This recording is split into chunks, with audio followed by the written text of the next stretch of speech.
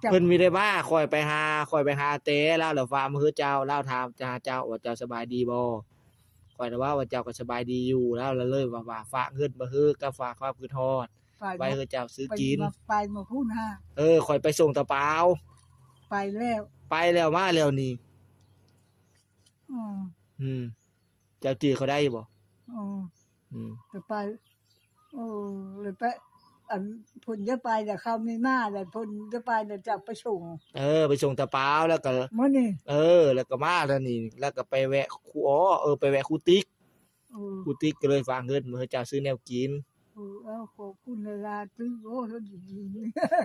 ก็ส่งเข้ามาเฮาล่ำแล้วก็ยังถามหาข่าวเจ้าอยู่แม่อ้อเด้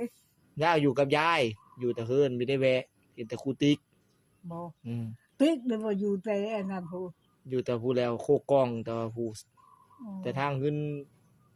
ผู้สิงผู้ไปเลยผู้ขอเบอร์ก่อนเด้อ